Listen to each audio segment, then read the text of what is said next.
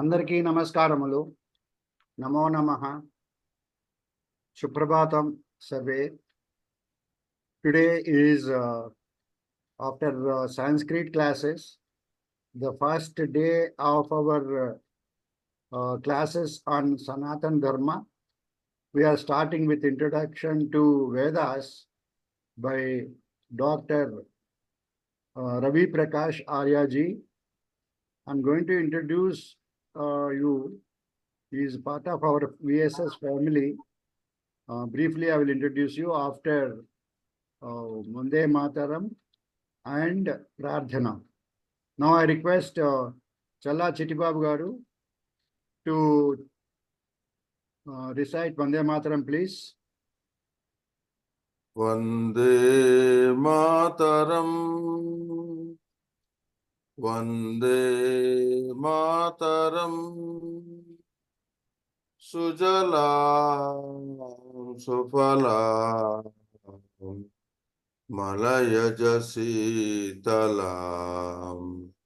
Sasya Syamalam Mataram, Vande Mataram. Subrajyosna pulakitayamini pullakusumita drumadala shobhini suhasini sumadhura bhashini sukhadam varadam mataram Vande Mataram Vande Mataram. Vande Mataram.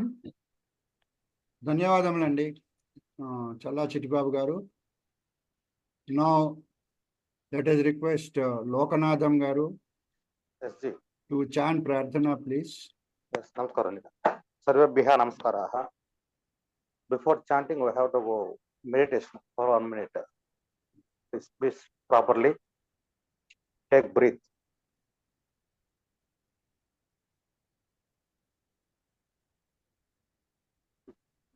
Close your eyes and concentrate on your breath.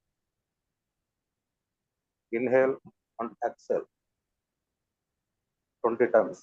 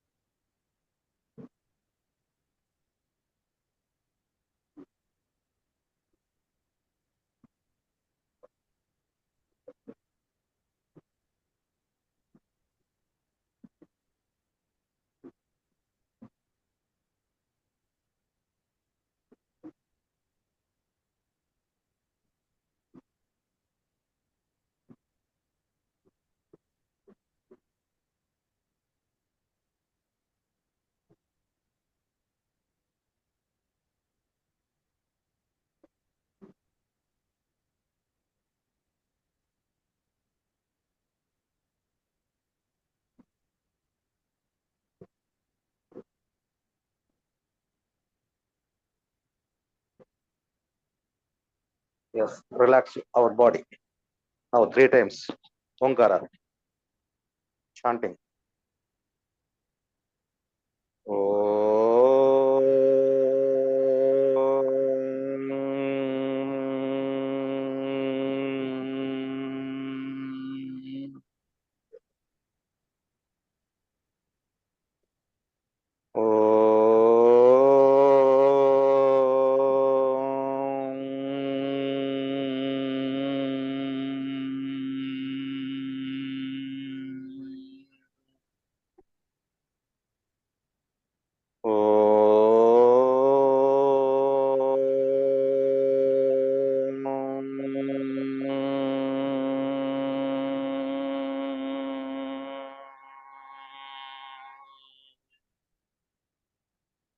प्रारंभ प्रार्थना.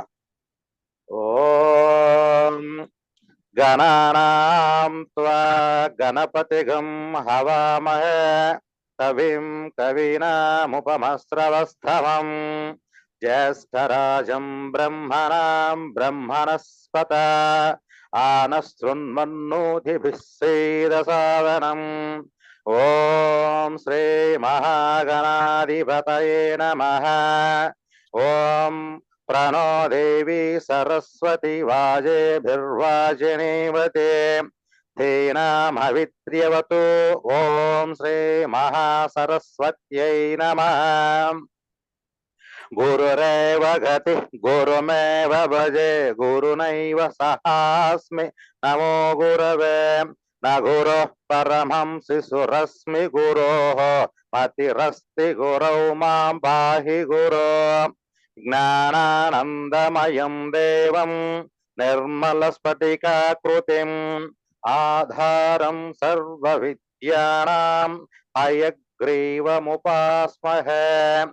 श्रुतिस्मृतिपुराणानामालयं करुणालयं नमामि भगवत्पाद शङ्करं लोकशङ्करं शङ्करं शङ्कराचार्यं केशवं बादरायणं सूत्रभास्य कृतौ वन्दे भगवन्तौ पुनः पुनः ईश्वरो गुरुरार्मेति मूर्तिभेद विभागिने व्योम व्याप्तदेहाय दक्षिणामूर्तये नमः असतो मा सद्गमय तमसो मा ज्योतिर्गमय मृत्योर्मा अमृतंगमय ओम शांति शांति शांतिः मातृदेवो भव पितृदेवो भव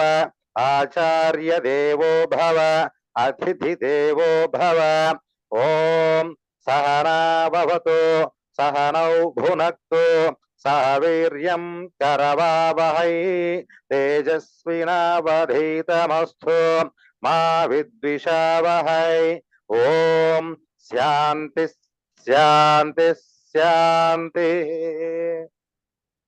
నమస్కారం తండ్రి ధన్యవాదములండి లోకనాథం గారు అతి ఉత్తమం thank you so much now I will briefly introduce hour Guruji for today doctor Ravi Prakash Arya గారు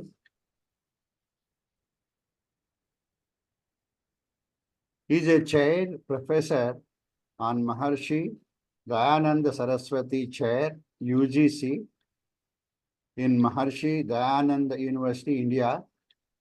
He is a world-renowned Vedic scholar, philologist, historian, and philosopher. He is a prolific speaker and writer. He is widely traveled scholar who has delivered more than 350 popular and academic talks on various topics of Veda, Indian history, linguistics, philosophy, culture, and scientific Indian heritage in various countries of the world. He is doing pioneering work for preserving and propagating the universal and scientific Vedic heritage of India under the auspices of Indian Foundation for Vedic Science. He has, to his credit, 75 research papers, even now more, and 70 books. This data is slightly old. 70 books running into 84 volumes on various aspects of Vedas, Vedic sciences, Vedic philosophy, Vedic philology, religion, Indian history, and culture. He is the chief editor of a quarterly research journal, Vedic Science, dealing with the scientific interpretation of Vedas and allied literature and ancient Indian traditions. This journal is acclaimed as an authoritative document on Vedic sciences. He is also the editor of the annual World Vedic Calendar. He has convened several national and international conferences, seminars, workshops on Vedic sciences, Ayurveda, yoga, spirituality, and Indian knowledge systems. He is a recipient of many awards at the national, international levels, and he is also served as in higher education department of Haryana as a principal of various degree colleges for 10 years. With this brief introduction, I will request our Guruji, Dr. Ravi Prakash Arya ji, to start the webinar, please. Thank you, Kamal Babuji, and I welcome all the participants of this Sanatan Dharma course. Today we will know about the Vedas. Veda is the, as all of us know, is the ancient most literature in the world, and this is the ancient most heritage of India as well as of humankind. As we all know, the word Veda is generally considered as the holy literature, just like the literatures of other religions. And it is also said that Manu says, Vedo Akhilo Dharma Moolam. Veda is the source of all dharmas. So what is this dharma? And whether Veda is just like the religious book of Hindus, just as the Quran, Bible, or other books belong to other religions. But Veda is not a religious book in the sense that other books are. Veda is a different kind of books, and here the term dharma is also doesn't mean religion. Dharma is also something else in Vedic terms or Indian scientific terms, in Sanskrit term. Dharma means all the value system, the knowledge, the duties of human beings towards their family, towards their society, towards nation, and towards environment. All these things they are including into dharma.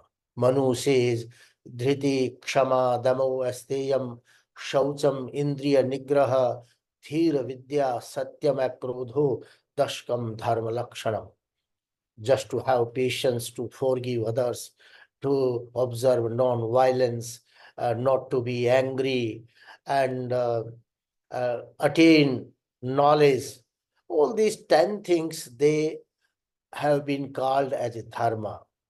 So all these 10 things, either they pertain to self-discipline or discipline in the society.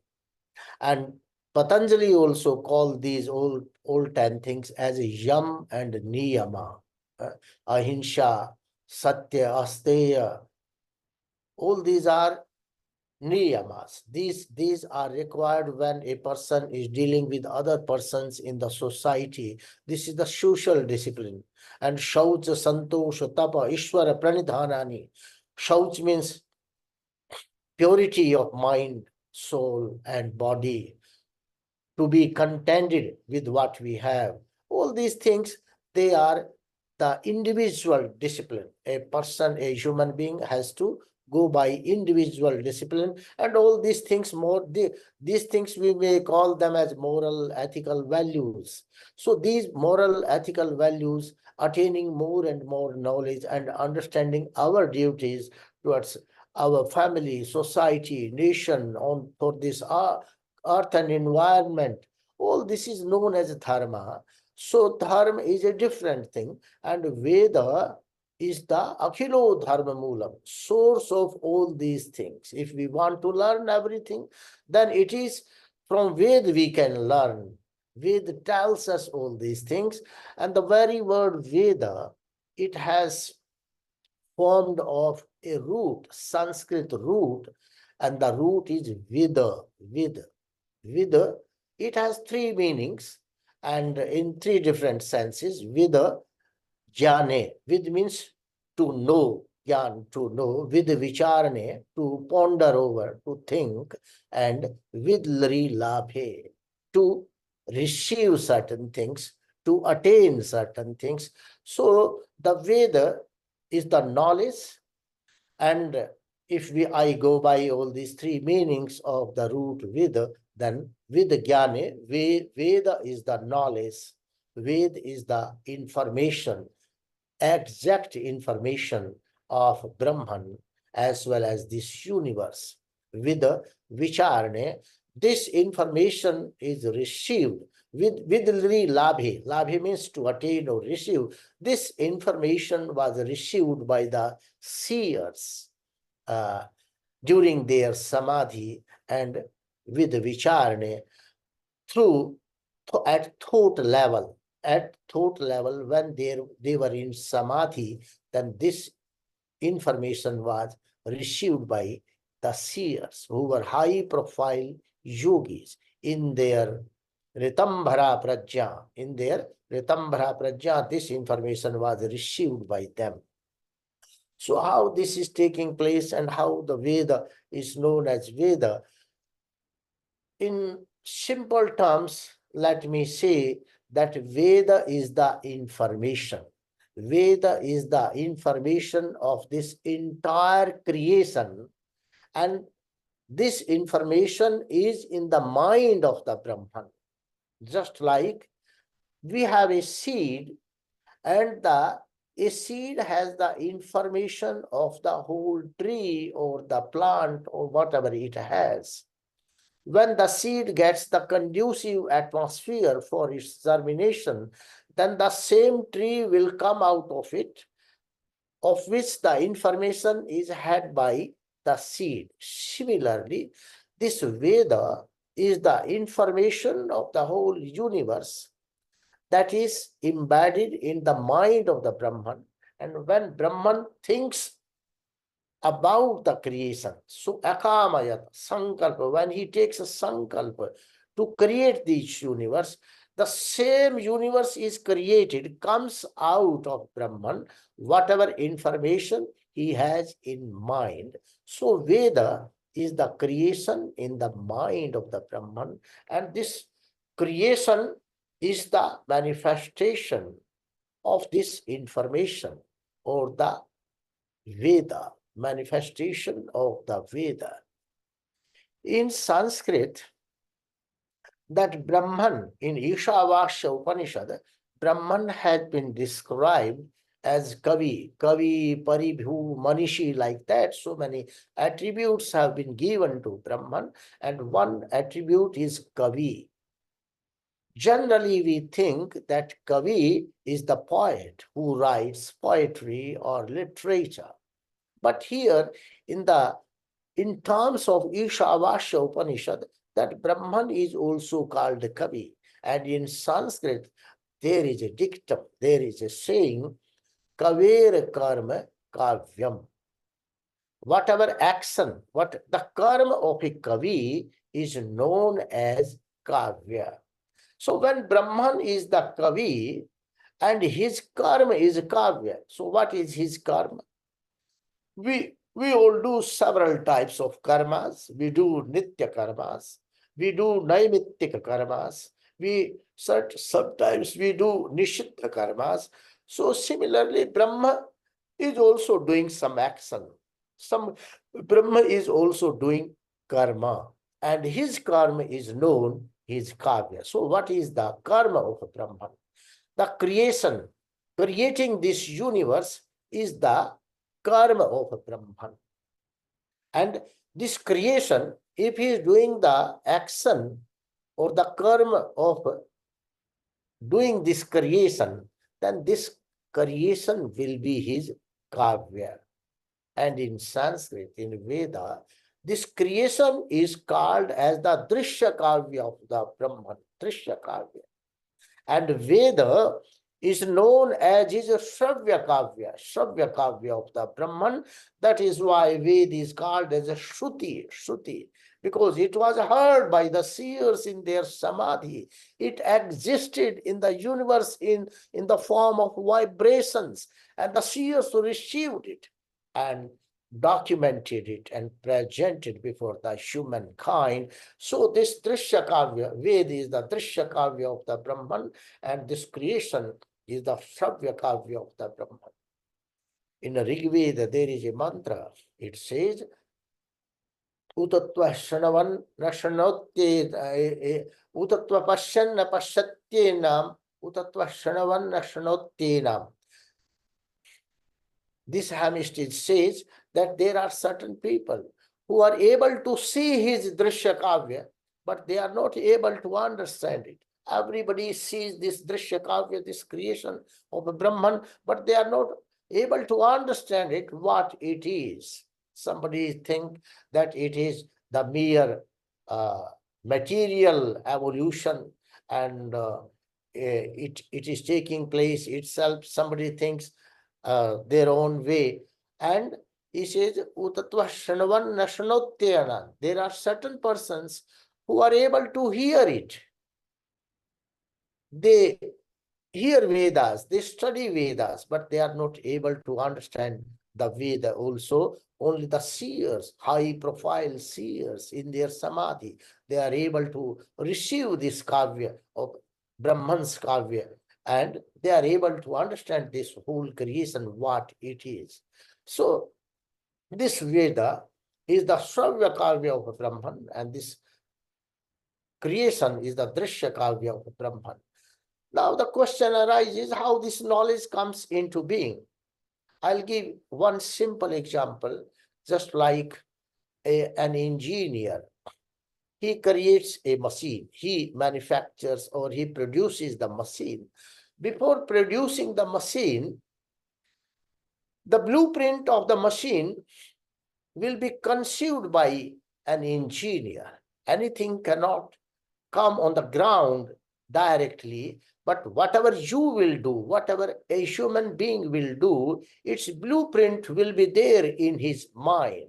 And that blueprint of creation is also there in the mind of the Brahman, and that is called Veda. So just like an engineer, when he is going to create some machine or produce some machine, the blueprint of the machine will be there in the mind of the engineer, and according to that blueprint, he is going to manufacture or produce the machine.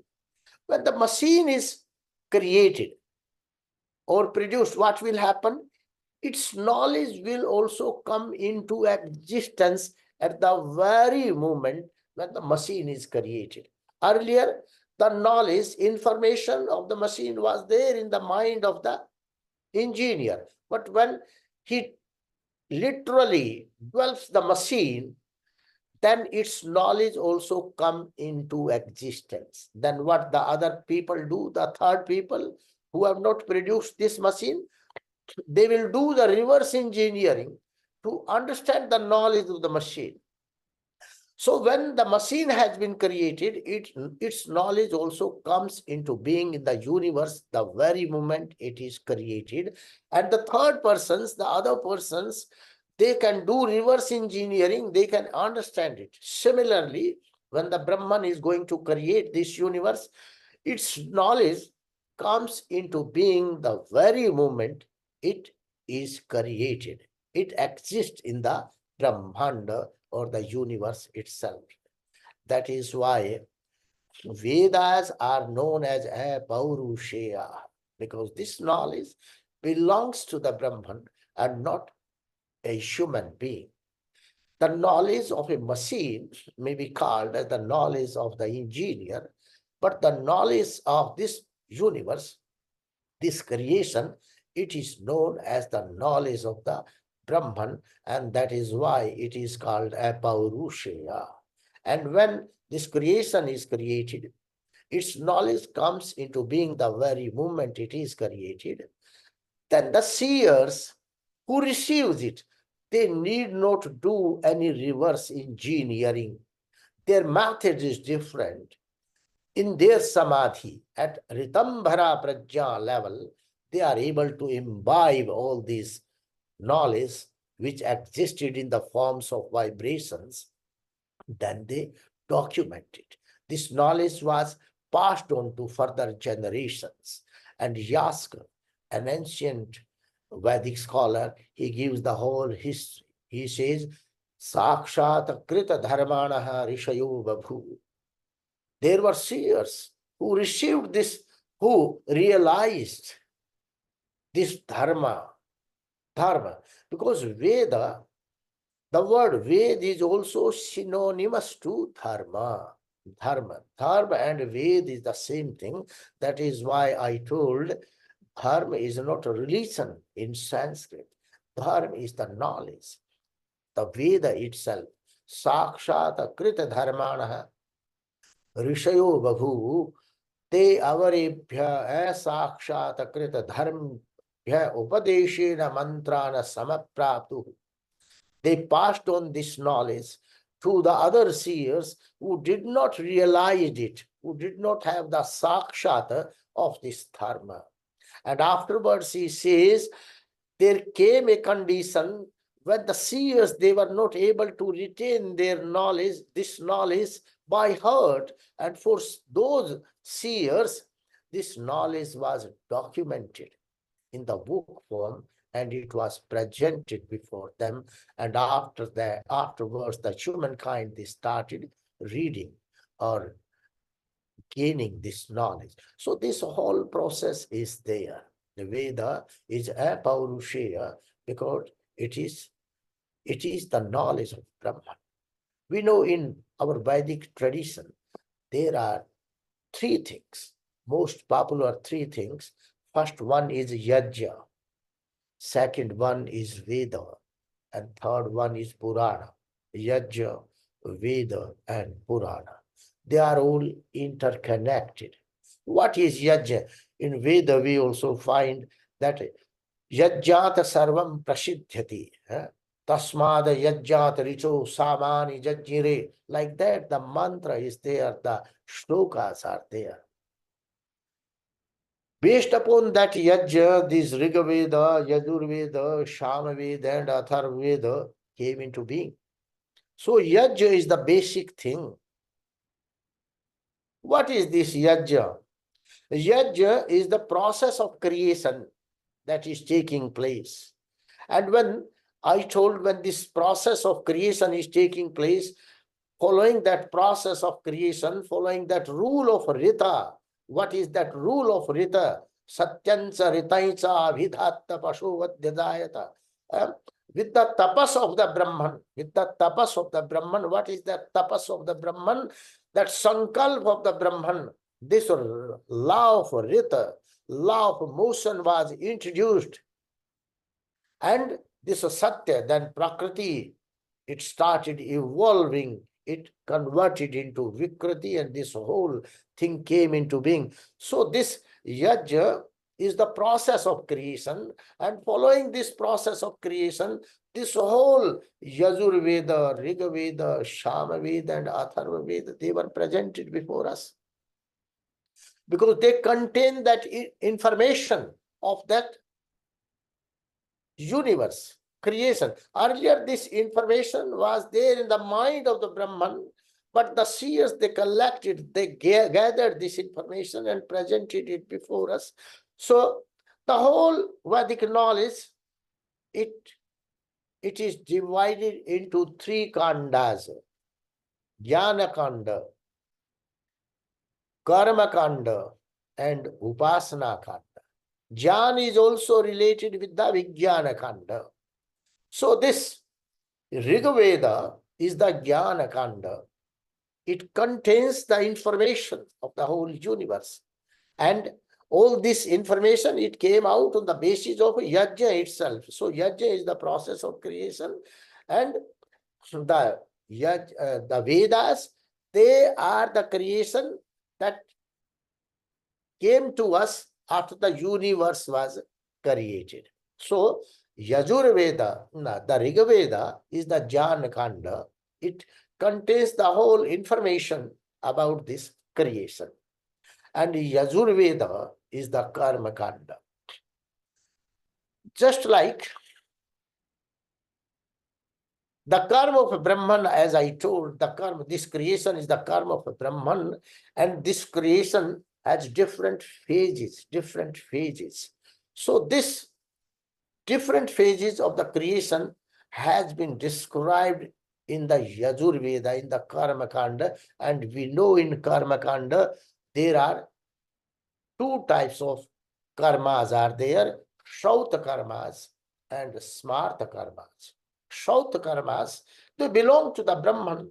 Shauta karmas are the act of the Brahman, and in Shauta karmas we know about the Shauta yajnas. There are so many types of Shauta yajnas are there, starting from Darsha, Pauranamasa, Soma Yaga, Vajapeya Yaga, like that. There is a series of karmas. Those Shauta yajnas, they are called as Shauta because they are based upon that Shruti, those vibrations that are existing in the universe. So Shauta karmas, they are the karmas, or that is they belong to the act of the Brahman, and the act of the Brahman is creation. So different phases of creation have been described through different types of the Shauta karmas. Somayaga is also the process of the evolution of this universe and even the rain formation. Darsha Purnamas, it tells about how this Amavasya or Purnima takes place. There are Ekahina yagas, yag only done for a one day, that talks about this rotation of earth. There are Varshik yag that talks about this revolution of the earth around the sea, around the sun. There are yagas which go for 1,000 days. So those yagas, they are talking about the time period of this whole creation. The time period of the whole creation is known as 1,000 Mahayugas. So they represent those 1,000 Mahayugas that make one Brahma years. So those whole Shrota Yagas, they talk about the karmas of the Brahma. And Smarta Yagas, they are dealing with the karmas done by human beings. The Smarta Yagas, they contain those 16 sanskaras. 16 sanskaras have been prescribed in our Shastras for human being, because sanskar means gunantaradhanam sanskara muchyate, inculcation of gunas, that is known as sanskar. Just like the modern science do the sanskar of material thing for producing, for providing comfort for the human being, just like the sanskar of the crude oil is done, or refinement of the crude oil is done. After that, that sanskari crude oil becomes eligible or good enough for running our vehicles, aeroplanes, motor cars. Similarly, in Vedic systems, sanskar of a human being has also been prescribed so that a human being may evolve as a transformed being, as a good being. Because until and unless the sanskar of a human being is not done, he cannot become a real human being. He will be as better as an animal. So the smart karmas, Shauta karmas, they belong to the Brahman. Smart karmas are prescribed for the human being, and we know that smart karmas, they are performed in Gaharapatya Agni. Gaharapatya Agni is the family fire, the sanskar of family that are being carried forward from one generation to another generation. And Shauta Yajnas, because they are to define that creation of the Brahman. For the understanding of that karma, creation of Brahman, they are performed in Ahavaniya fire. some fire is taken out from the Garhapatya Kunda, and that is collected in one another kunda known as Ahavaniya Kund, and that yajna is performed there. So different types of yajnas are there for the understanding of universe and for the for the transformation of a human being. Manu says, Janmana jayate shudraha sanskarair vij uchyate. When a human being is born, biological birth, it takes from the mother's womb. He is a Shudra, he is uneducated, he is illiterate, he is just like an animal itself. But when he receives the sanskara, moral, ethical values, knowledge system from his Acharya, he is known as a Dvija, twice born. His second birth takes place. So that second birth of a human being is necessary. If a human being has not become a Dvija, then he will remain as a Shudra, he will remain as an animal being itself. So this Vedic knowledge system, it talks about the transformation of the human being, that is known as Karma Kanda. And third one is Upasana Kanda. And this smart system, because it belongs to the human being, it is the subject matter of Atharva Veda.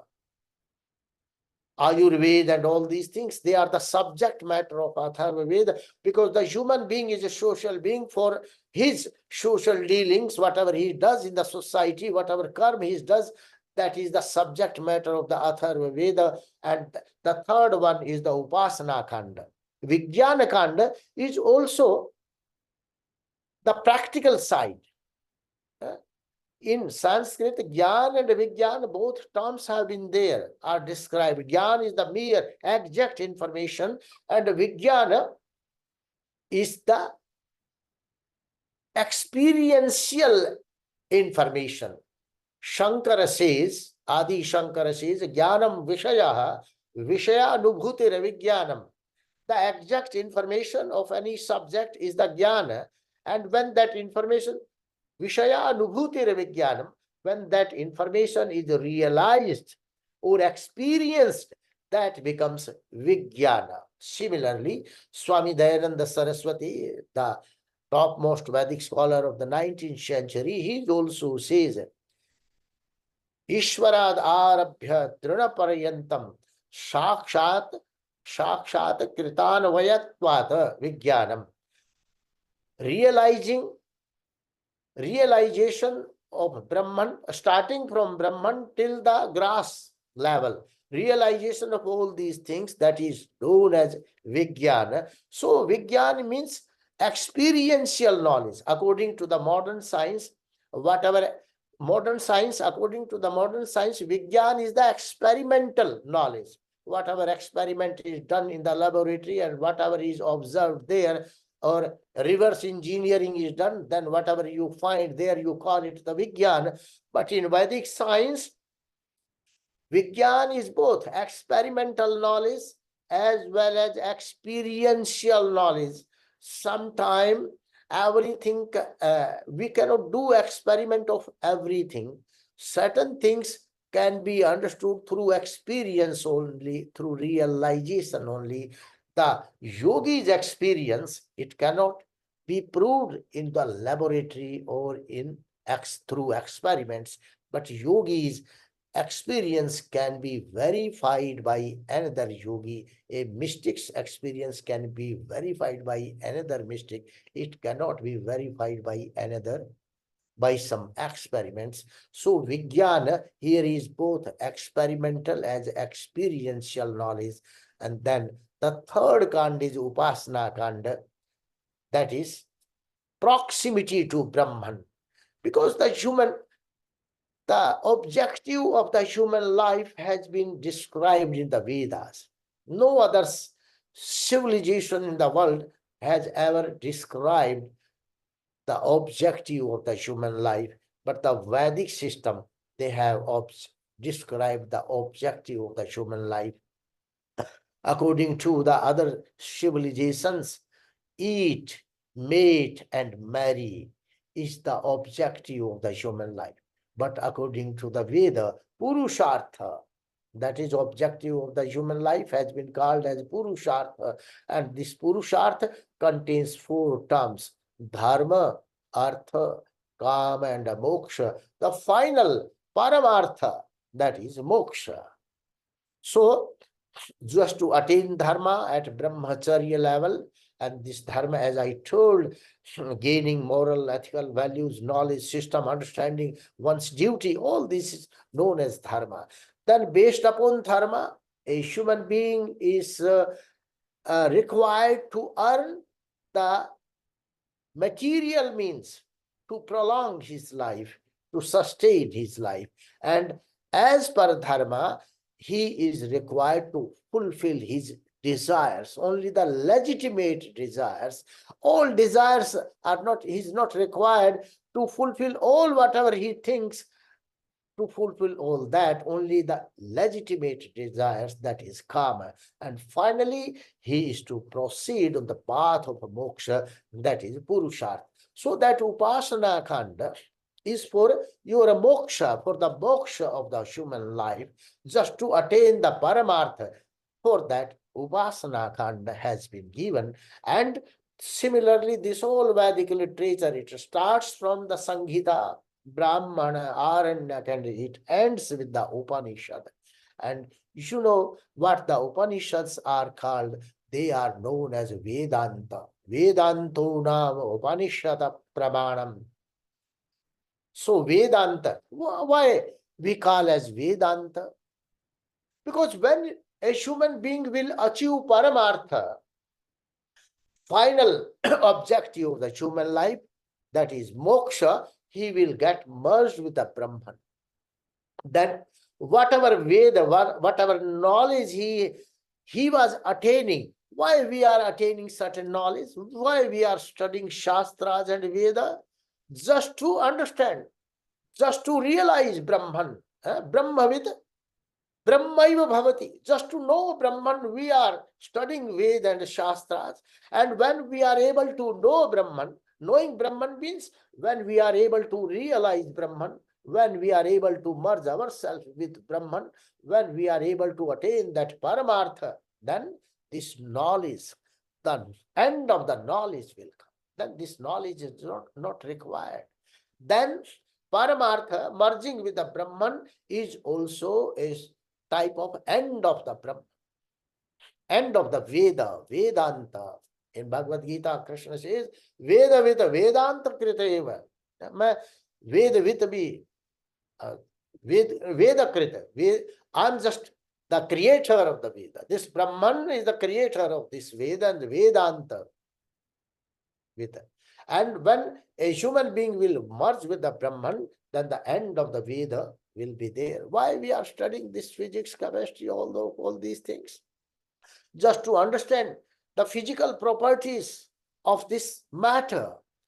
And suppose when all these physical properties are understood, then the very purpose of the physics will be served.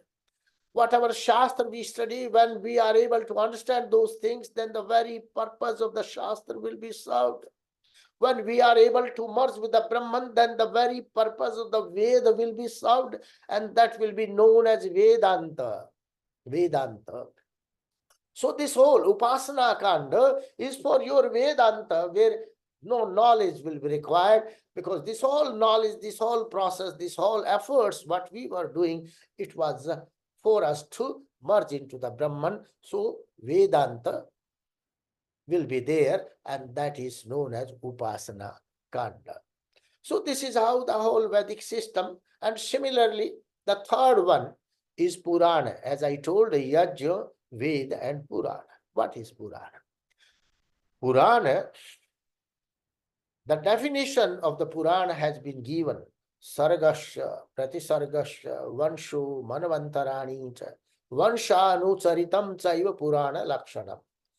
Sargasya, the history of the origin of universe, history of creation, pratisargas, history of decreation, manvantra, history of time, vansha, the history of the origin of different grahas and nakshatras, vanshanucharitam, in their lineage, the creation of other grahas and nakshatras, all this is the subject matter of Purana. So, Purana means the history of creation, Veda means the knowledge of creation, and Yajna means the process of creation.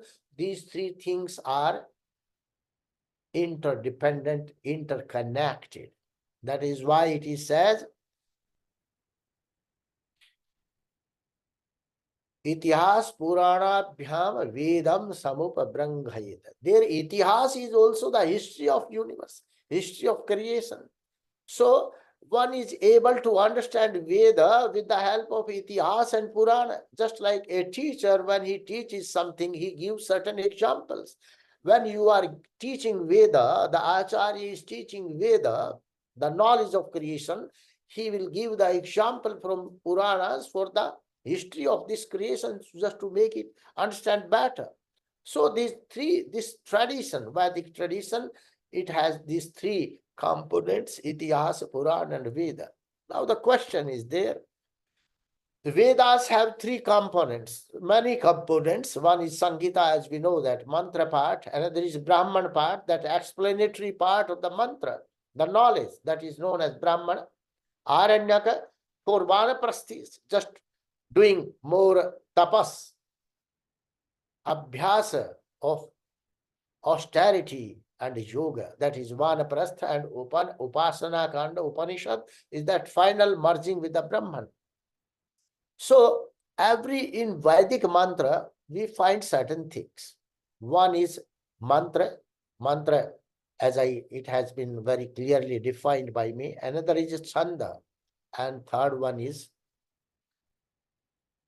devata. These three things are there in the mantras. When you will study mantra, you will find a chanda. A particular mantra is composed in a particular chanda. There are 7 main chandas are there in Vedas, starting from Gayatri till Jagati. Gayatri is the first one. Gayatri, Ushanik, Anushtup, Brihati, Pankati, Jagati, like that. There are 7 chandas. And every chanda has different syllables, different count of syllables. Gayatri has 24 syllables. Ushanik has 28 syllables. Anushtup has 32 syllables. Brihati has 36 syllables. Pankati 40 syllables. Jagati 48 syllables, like that. Trishtup 44 syllables. So different count of syllables are there. How the different? Because if the Veda is the information in the mind of the Brahman, then everything must be scientific here. So the question is, why Gayatri has 24? Why Jagati has 48 chanda? What is chanda also? This is also the question. Chanda, chandhansi sadhanata. Yaska says chandhansi sadhanata. When the earth moves around the sun is going to cover earth perpendicular. The sun is perpendicular on earth at 7 places in the entire 1 year. When the sun is perpendicular on Makara Rashi, line of Capricorn, that latitude is called as 23.5 degrees south. 23.5 degrees south. And that line of Capricorn is also known as Makara Sankranti, when Chand enters there, Makara Sankranti. And that period of Makara Sankranti is also known as a Gayatri Chanda. Why the Gayatri Chanda has 24 syllables? Because the sun is there 23.5 degrees south of equator. So there cannot be a half syllable. 23 and a half cannot be there. Surya Siddhant also says is 24 syllables, 24 degree. So that 20 and a half degree means 24. That is why Gayatri Chand has 24 syllables. So from 23 and a half degree south till equator, there are 24. And from equator to another north, that is known as line of Cancer. That is also 23 and a half degree north. So that Chanda is known as Jagati.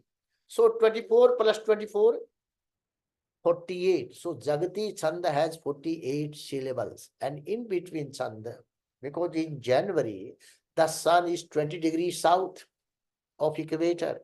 In Feb, it is 12 degrees south of equator. On 21st March, it is there on equator, and that is known as Brihati Chanda, and that has 36 syllables. Means from 48, between 48 and 44, you increase every chanda by 4 syllables, so it reaches 48 degree. So Brihati is the equator, and Rigvedic mantra says, Brihati Madhyudha Surya Stapati. When the sun is on equator, Brihati Chanda, it emits lot of heat, scorching heat it emits. So this Chanda, because the sun and earth, it walks 7 steps at different timings in a year, and the sun is at different degrees on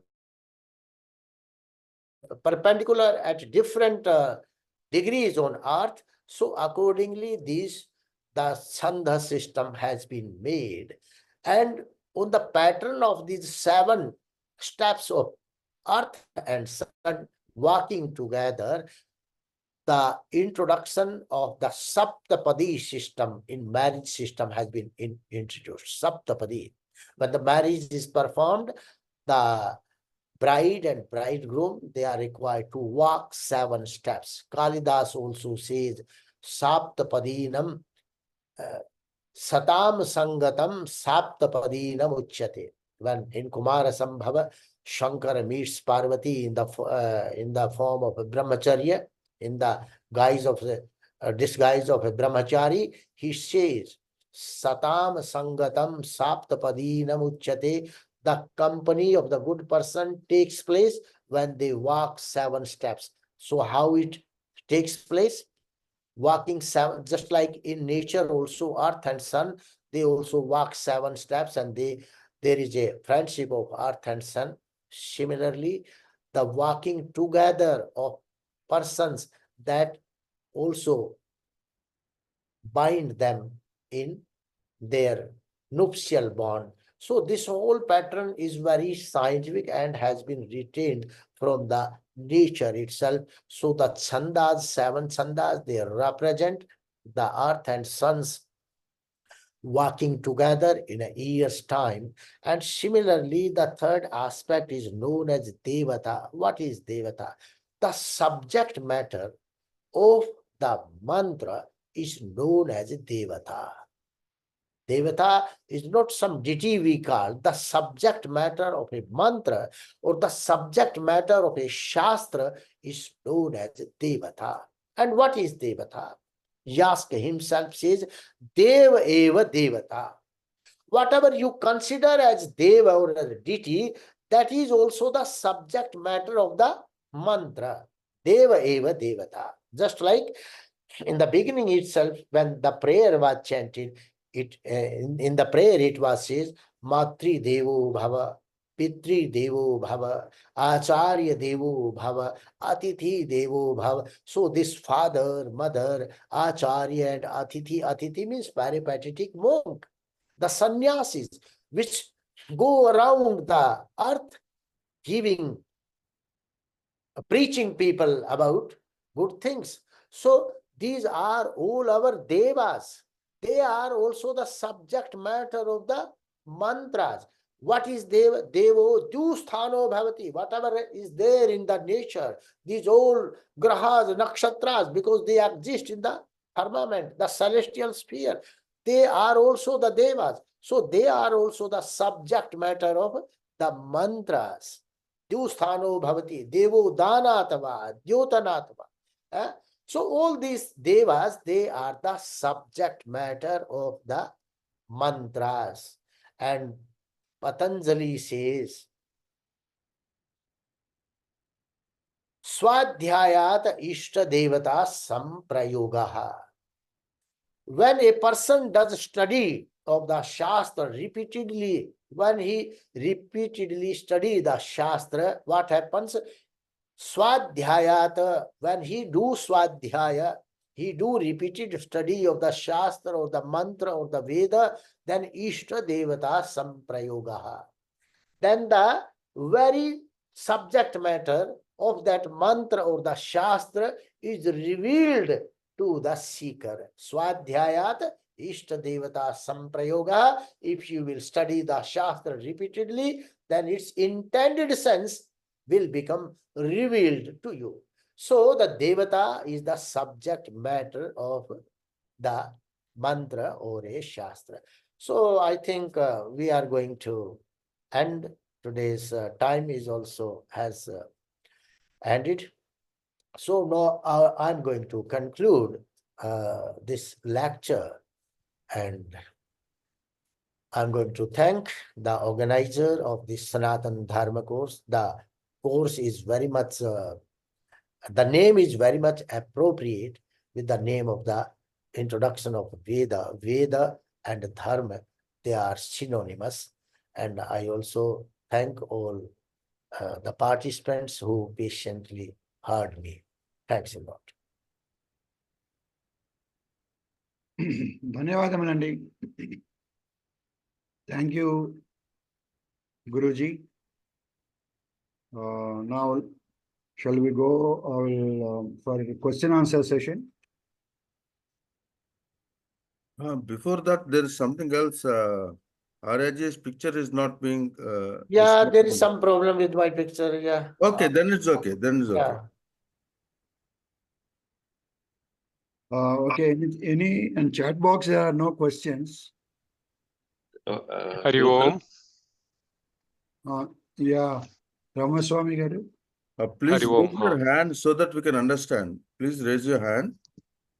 And, Okay, in the chat box. okay, carry on. But others. Guru, yeah. Sir, Guruji, our normal connotation or meaning of a Chandasu is known as a rhythm for chanting the various shlokas. So, what I have learned today is something very different and very value additive. So, is there a connection between the rhythm in which a particular shloka is chanted? Like Anushtup Chanda, rhythm is different from Gayatri Chanda, different from Brihati Chanda, and so on and so forth. Yeah. So, is there a connection between the rhythm and the earth's different points and degrees that you have mentioned? Yeah, certainly, because I just told you about the count of the syllables. But because this count is taking at different places, just like Gayatri Chanda is in around December, January, then you are in January, February, like that. So whatever rhythm is there in the nature, during that period, the same rhythm, you are to chant the mantra. It's very scientific, because these 7 swaras, they also are the rhythm in the nature. This pankati, whatever we call as saregama pa dhani, these 7 swaras, pankati, nitrita, dhaivata, pancham, all these swaras, these rhythm, they have also been received from the nature itself. Everything exists in the nature. Whatever has been discovered by our seers, they have discovered it from the laboratory of the Brahman, that nature, and they have presented it for us. And we are following the same natural path. We are not following something different from all these things. So this rhythm that there, when we are chanting chanda, it also belongs to that natural rhythm itself. Okay, so is it imperative that a particular chanda-based shlokas are more recommended to be chanted in certain period of the year?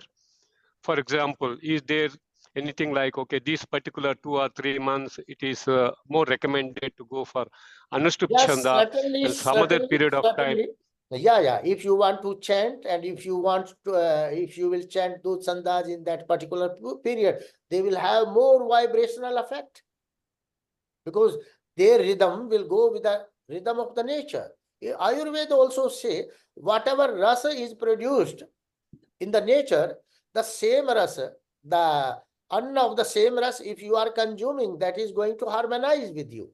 And if you are eating during that period something that has been preserved in go downs, suppose in summer you are eating the winter products, that is going to disharmonize or going to create vitiation of your system. Those vata, pitta and kapha. So similarly, if you want to have some maintain the same rhythm of the nature, then you can chant the same mantras during those period. That will be Yeah, more. so I will appreciate very much if you can actually either now or later can for our records, like which months which chanda is Yeah. recommended. I will be very grateful, sir. So this is also time period also.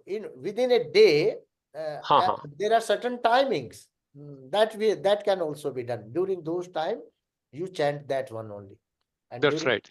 period Because of purely by my own swanubhavam, Yeah. my own experience, yeah, I've been for the last 2 or 3 months, I've been quite deeply trying to chant Rigveda-based mantras as well as Yajurveda-based mantras, and keeping aside what I've been chanting, my experience, my mouth gets completely dry when I'm chanting Yajurveda mantras, and I'm astounded. I said, why I'm getting so dry? Which is very, very unique experience. It never happened to me before, and it's not just one-off. It happens day in and day out. Every day, whenever I am chanting this particular Yajurveda mantras, mouth gets completely dry. So is there a connect? There must be connections, obviously, which I may not be aware of. Yeah. But it is by experience I am sharing. Yeah. You are right. Okay. Thank you, Ramaswamy Garu. Now, Ramesh Garu. Namaskaram. Dr. Aryas ji, Yeah. we mapped Rig Veda to Jnana Kanda and Yajurveda to Karma Kanda and Atharvana Veda to Upasana Kanda. So where is Other one Samaveda? is Vijnana Kanda and Samveda is Upasana Kanda. So, sorry, I missed it. Samaveda Samveda is is Upasana Kanda Ah. and Atharveda is Vijnana Kanda. Okay. More practical things, just like Ayurveda is more practical. That is the Atharvaveda. Okay. Yeah. All right. Okay. Thank you. Yeah. Okay, anybody else? There are two questions on the chat box. I'll just read it out. Guruji, one question related to creator of universe. Yeah. Devi Bhagavata says Brahma is not creator and goddess Durga is one from which Brahma, Vishnu, Mahesh came. Can you explain in detail? Actually, this is the style of describing a particular thing. Just like when we say Brahma and Maya, so these Devi, Durga and all these things, they are part of that Maya itself, because the Prakriti is also there in the Brahman. Brahman is the creator in the efficient, he is the efficient cause.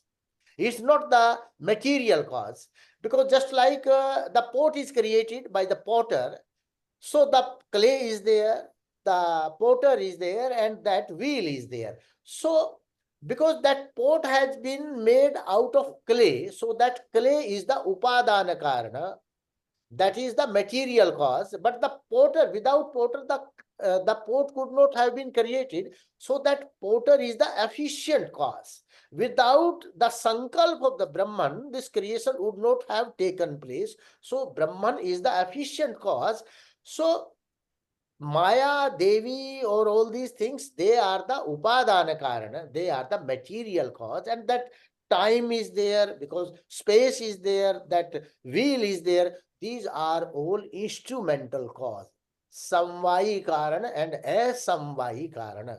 So, in that sense, Devi Bhagavat is talking about in the sense where that this all the Devi system, because Shiva is there and Shakti is there. Shiva means Brahman and Shakti means this Prakriti, because without Prakriti, this material evolution won't take place. Just like the example of spider is given.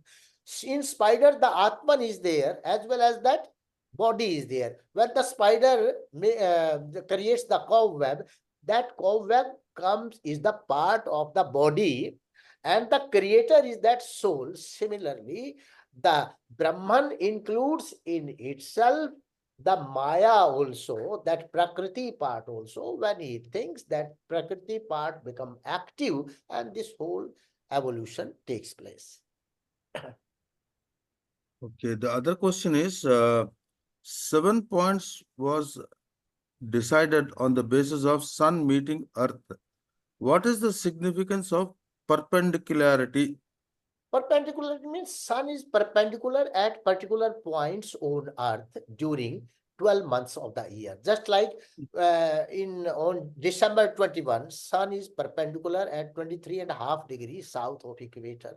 On January 21st, it is perpendicular on 20 degrees south of equator. On 18th February, it is perpendicular on 12 degrees south of equator. On 21st March, it is perpendicular on 21st degree, 0 degree means equator itself. So this is how, so that's what I'm saying, perpendicular, the sun rays are perpendicular on the earth.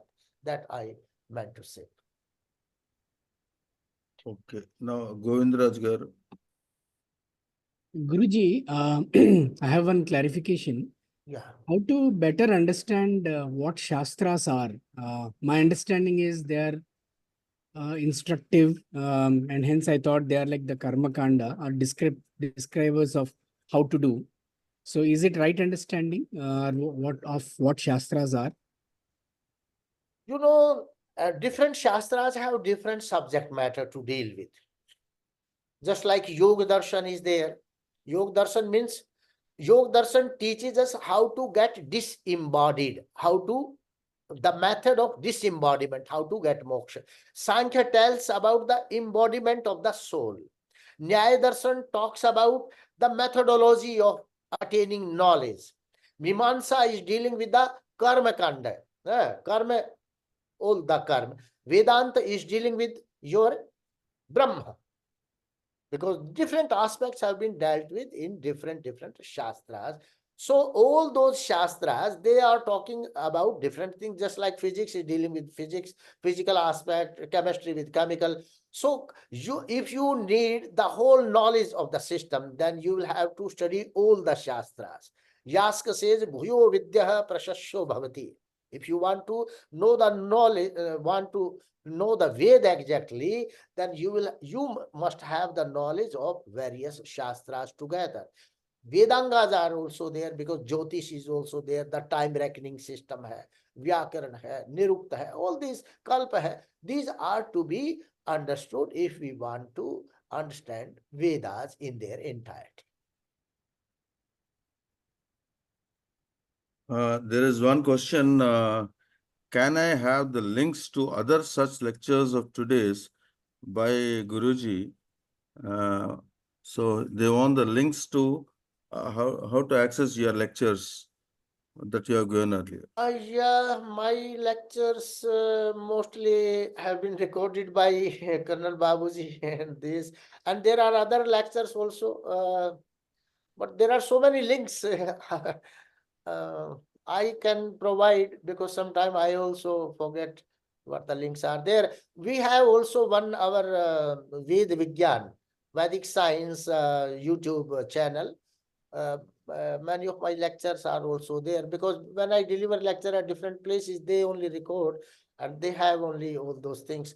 So when you will search on Google, Ravi, Prakash, Arya, like that, you will find so many things. Okay, thank you.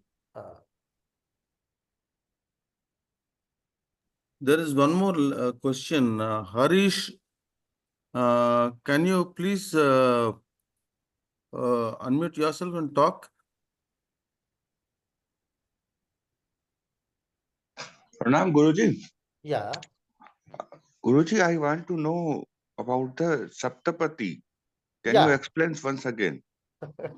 I told Saptapadi has been introduced on the pattern of the sun and earth's walking together, because I told the sun is perpendicular on earth at 7 places the whole year. Every month, at one point it will be there. So similarly, this system of Saptapadi has been introduced in the marriage system also. Just like I told, in December, 21st December, sun is on 23.5 degrees south. Then January, it is 20 degree. February, it is 12 degree. On March, it is on equator. On April, it is then 12 degree north.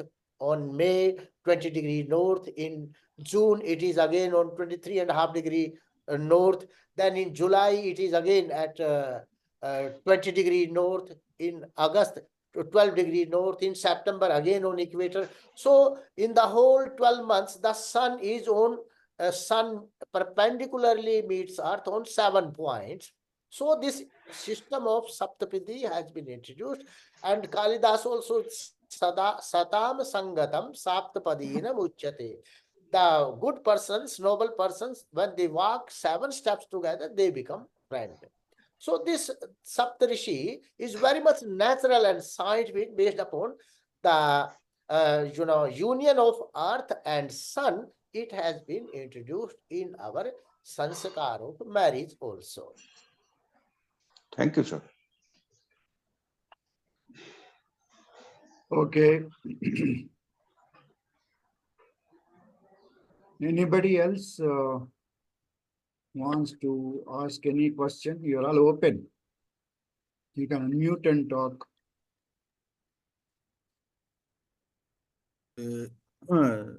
Most of the people want the links. So kindly go to the Google. Yes, and my books link that is available on this Amazon, etc. I'll send to Colonel Babuji also. I think once I also send. So many things you can find in my books also. There is a book, Introduction to Vedas. You can study it. Right, sure. And you can write on the Google my name. You will find so many things there. Yeah, that is what I was about to say. That people should go to the Google, type Ravi Prakash Arya, and you get a whole set of information that you want, and then you can interact. Okay, thank you. Guruji, one more question. This is Ramaswamy. Yeah. In the common parlance, the Samhita part and Brahmana part is known as Karma Kanda, and the later parts are known as Jnana Kanda. Whereas what we understood from you today, that entire Rig Vedam is considered as Karma Kanda. Yeah. So is there a difference in the opinion, or is it like Ekam Sat Vipra Bahuda Vadanti? No, actually, mantra and Brahmana, sometimes they are together, just like in Krishna Yajurved Sangita, they are together. But in Shukla Yajurved, they are different. Brahman is mostly the further explanation of the mantra. Sometimes it is together, and some branches, recensions, they have separated them. So Brahman together with the mantra, we cannot say as Karma Kanda. Brahman gives you a type of practical system. It gives you further explanation, but Yajurveda deals with the Karma Kanda, because the Yajnas, the Shrota Yajnas, they are the subject matter of the Yajurveda itself. But the Rigveda, only the information part is there. Different devatas are there. Devatas of nature, Brahman, everything has been, information of everything has been given there. So Rigveda is the Jnana Kanda in that sense, and Yajurveda is the Rigveda Jnana Kanda, Yajurveda is Karma Kanda. Yes, Brahman and Mantra, Sangita together, we can better explain. The mantra is received in a better explained way. Where the use of the mantra is to be done, that is there in Brahmana. And sometimes the Shauta Sutras, those old portions have been taken out from Brahmana and they have put together. Just like if you will go with the Yajurveda, the first Ishetva, he will say that you are to do that with this work. So that is there in Shraut Sutra also, and that is there in Shatpat Brahmana also. So those parts together you can do Karma Kanda. But Yajurveda itself is the Karma Kanda. Rigveda is Jnana Kanda. So that part, Brahman part, will help you to do that karma along with that mantra. So that's why generally they say that Sangita together with Brahman is Karma Kanda. Okay. Dhanyavada. Okay. Thank you so much. Anybody else? Anything on chat box again? Yeah, chat box, they have already searched for the Amazon and then they have, yeah, it's on the chat box. Others can also copy it. Okay. There's no questions. Okay, it's a very good lecture. Thank you so much, Guruji. Thank you. The participants are saying that they have learned quite a bit today, new things. And we are in the 5th course. So we look forward for more lectures in the forthcoming batches also.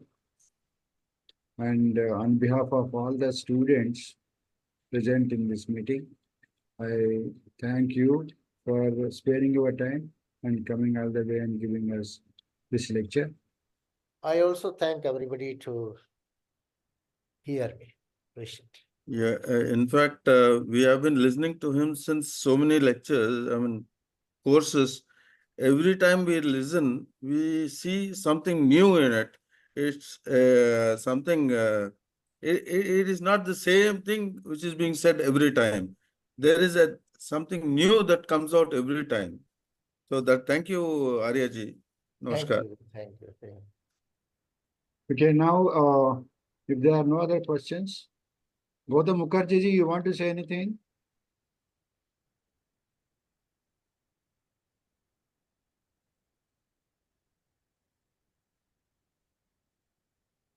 I think just. Namaskar ji. Namaskar Ravi, Prakash, Arya ji. Namaste. Actually, I wanted to ask whether in your book, the list of places are there where these sun rays are perpendicular at a particular Yeah. date-wise. Yes. In my book, Introduction to the Veda itself, I have given all these things when I'm dealing with the chapter of Chanda. I've given. Can you repeat this name of the book again? Introduction to the Veda. Oh, so that is the thing. Thank you. Okay. Okay, and now we'll go for Prarthana. With the permission of Guruji, we'll go for Prarthana and then national anthem. Yes. So let us request Lokanatham Garu to chant Prarthana, please. ముగింపు ప్రార్థన. స్వస్తి ప్రజాభ్యః పరిపాలయంతాం న్యాయేన మార్గేణ మహీమహీషాః గోబ్రాహ్మణేభ్యः శుభమస్తు నిత్యం లోకాः సమస్తాः సుఖినో భవంతు కాలే వర్షతు పర్జన్యః పృథివీ సస్యశ్యాలినే దేశోऽयं క్షోభరహితో బ్రహ్మణాः సంతు నిర్భయాः అపుత్రాः పుత్రిణः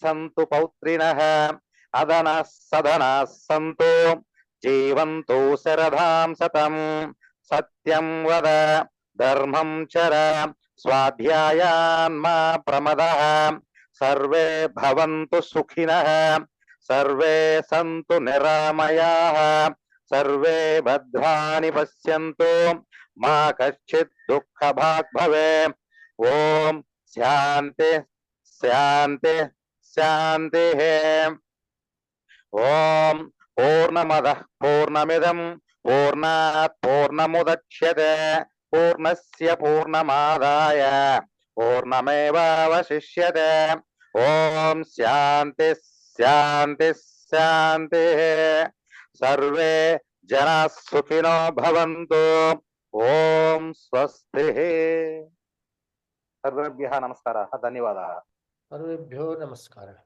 ధన్యవాదములండి లోకనాథం గారు. Thank you so much. ధన్యవాదాలు. Yeah. Thank you. Okay, Thank you. now let us go for national anthem. Challa Chitti Babu garu. All of you please stand up and sing along with Challa Chitti Babu garu. Just a minute.